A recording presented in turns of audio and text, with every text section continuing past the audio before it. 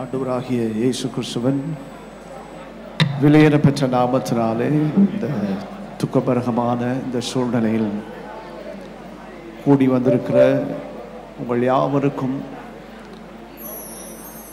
எங்கள் ஊழியத்தின் சார்பாக உங்களுக்கு எங்களுடைய வாழ்த்துதலையும் ஆறுதலையும் நாங்கள் தெரிவித்துக் கொள்கிறோம்.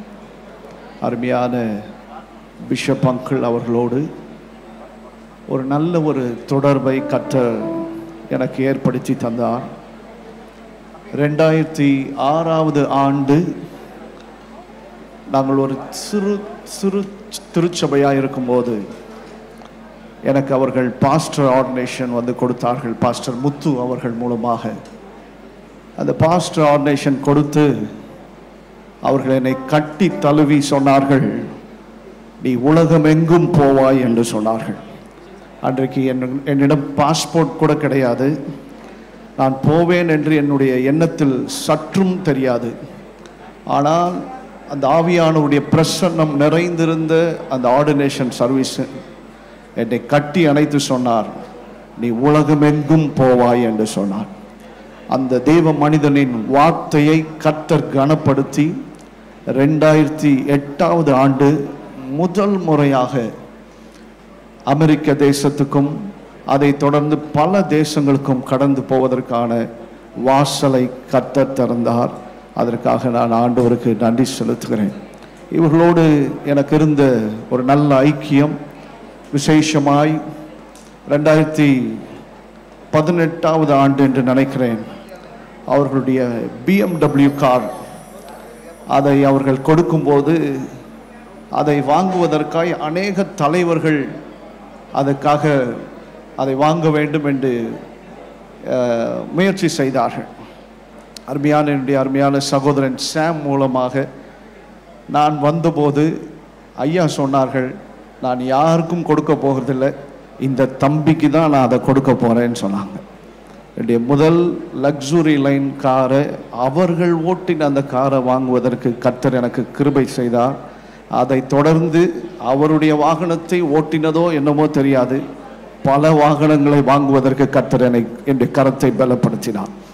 2020வது ஆண்டு என்னுடைய ஆலயத்தை ஒரு 5000 பேர் உட்காரக்கூடிய ஒரு ஆடிட்டோரியம் கட்டும்போது அதுக்கான அடிக்கல் நாட்டும்படியாக ஐயாவை அழைத்திருந்தேன்.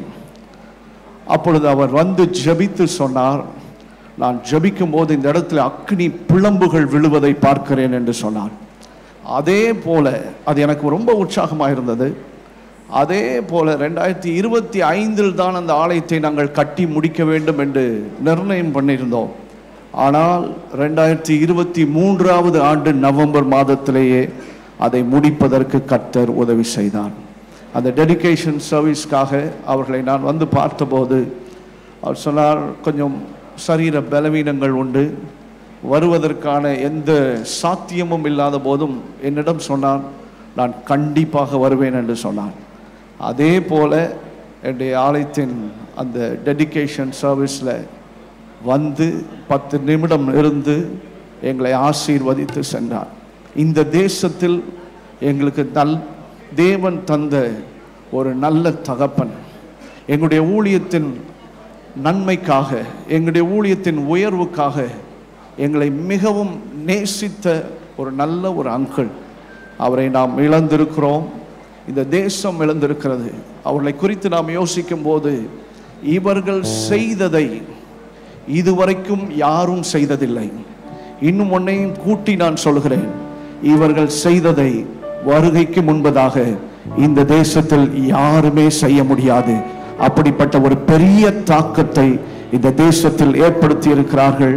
இந்த தேவ மனிதனுக்காக, அவரோடு கர்த்தர் எனக்கு தந்த நல்ல தொடர்புக்காக, எங்கள் ஊழியத்துக்காக, அவர்கள் ஜெபித்த ஜெபங்களுக்காக, அவர்கள் எங்கள் மேல் வைத்த நல்ல பிரியங்களுக்காக நான் ஆண்டவருக்கு நன்றி செலுத்துகிறேன்.